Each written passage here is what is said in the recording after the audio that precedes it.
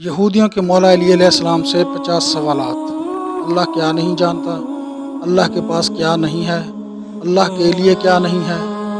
سورہ زمین، چاند، ستارے اور کشتی نوح علیہ السلام کا طول و عرض کیا ہے؟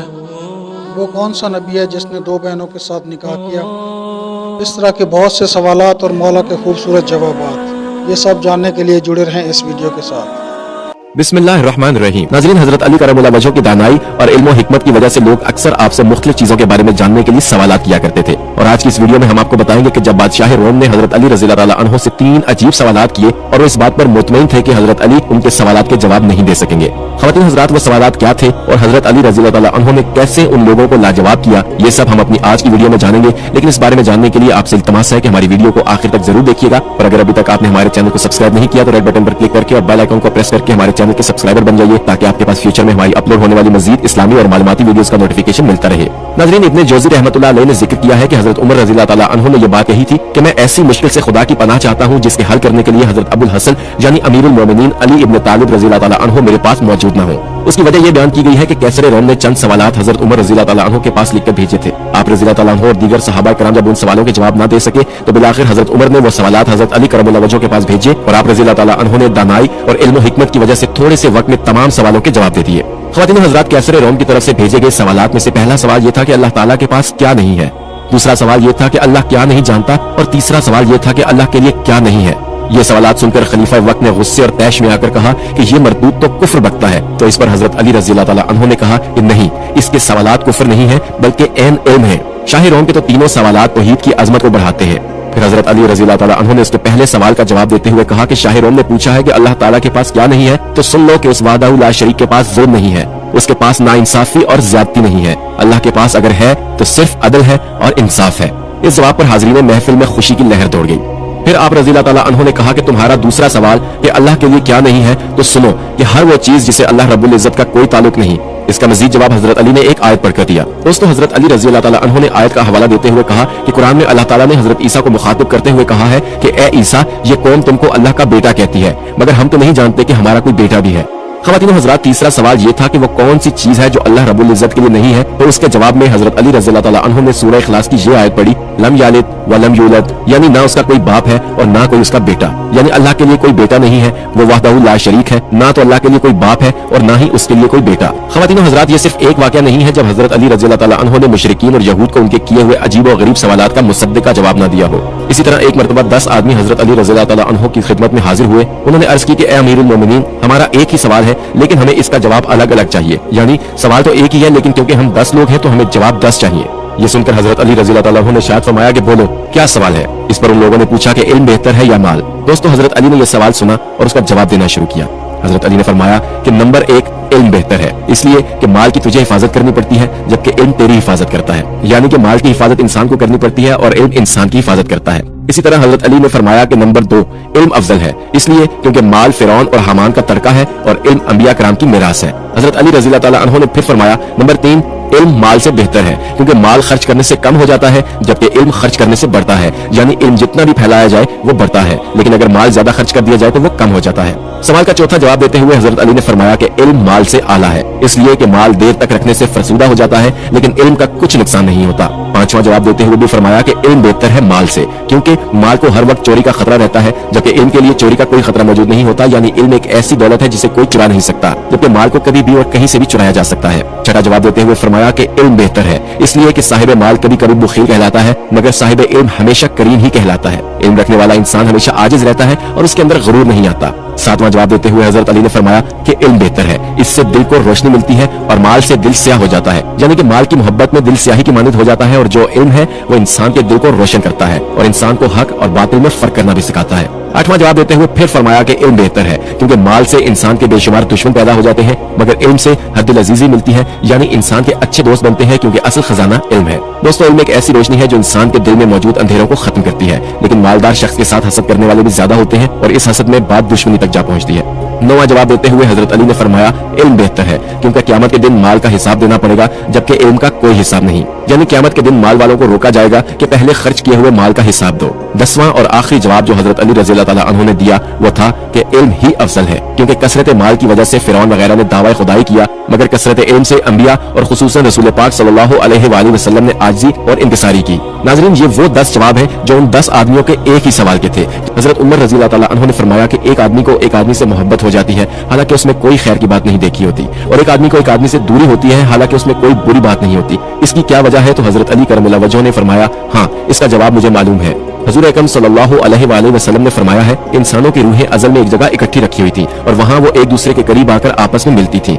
जिन रूहों में वहाँ आपस में तारुफ हो गया उनमें यहाँ दुनिया में उल्फत हो जाती है, और जिनमें वहाँ अजनबियत रही वो यहाँ यानी दुनिया में एक दूसरे से अलग रहते हैं।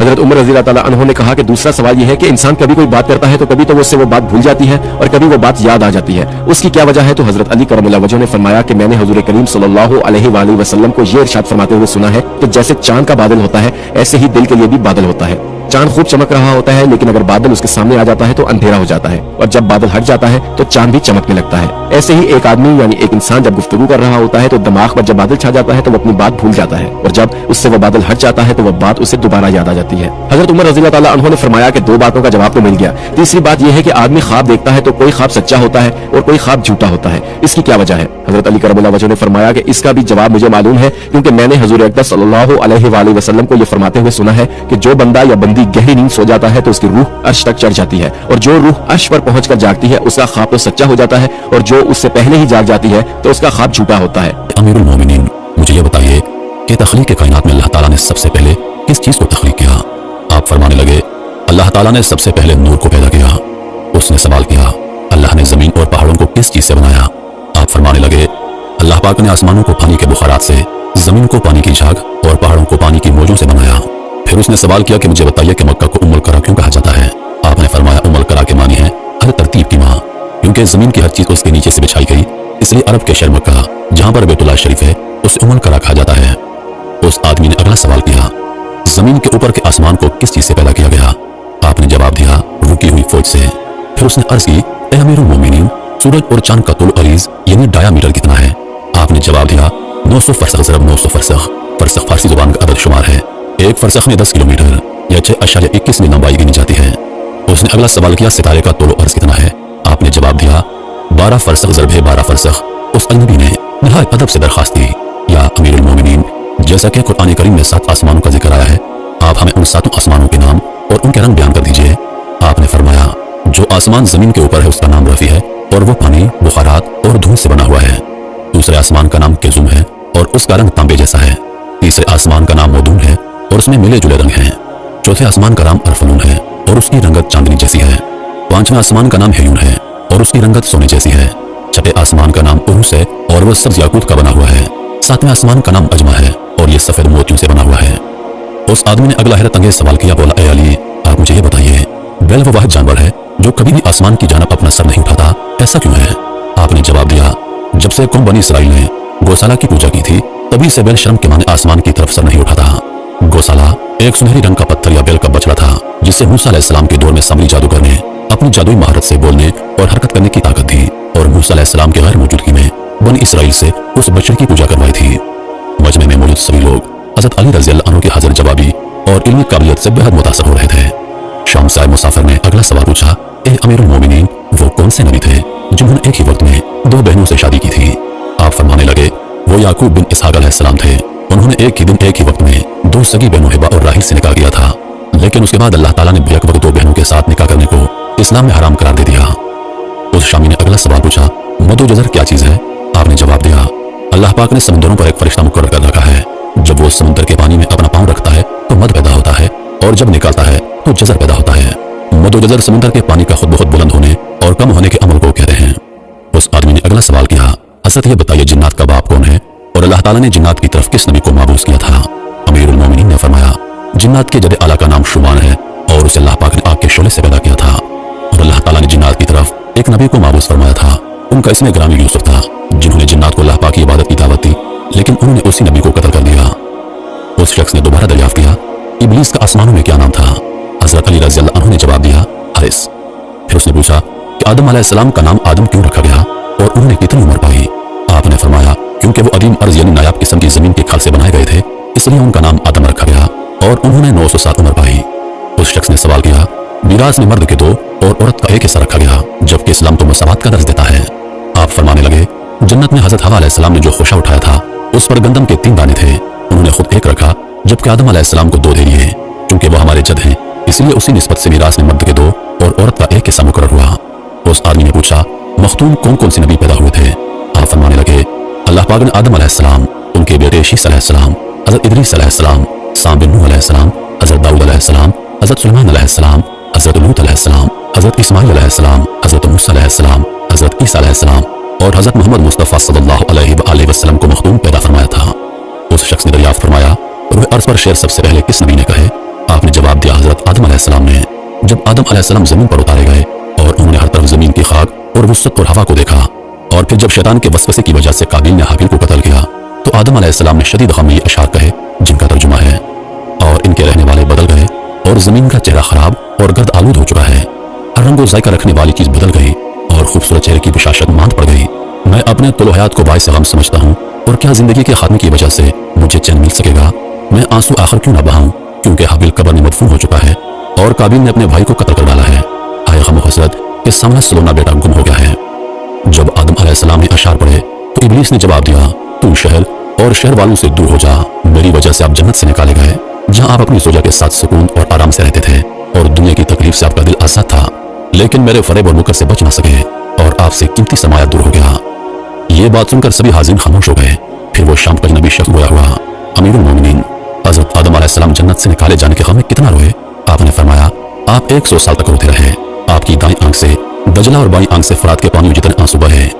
शमी ने पूछा, हज़रत आदम अलैहिस्सलाम ने कितने हज किए? आपने जवाब दिया, 70 हज पैदल चलकर किए।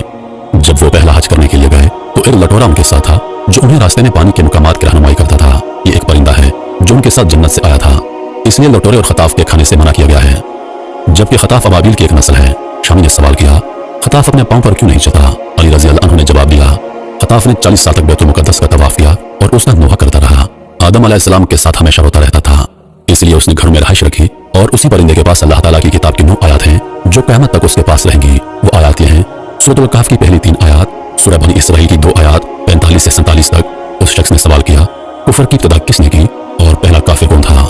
अमीरुल मोमिनीन ने जवाब दिया, कुफर की इब्तिदा इब्लीस से हुई और वही कायनात का पहला काफिर है। फिर उसने आखिरी सवाल पूछा, हज़रत नूह अलैहिस्सलाम का असल नाम क्या था और उनकी कश्ती का तोलो अर्ज़ क्या था? आपने जवाब दिया, नूह अलैहिस्सलाम का असल नाम सकन था। उन्हें नूह कहने की वजह यह है कि उन्होंने 950 बरस तक कुएं पर नोहा किया था और उनकी कश्ती का तोल 800 हाथ और अर्ज़ 500 हाथ और सतह जमीन से उसकी बुलंदी 80 हाथ थी।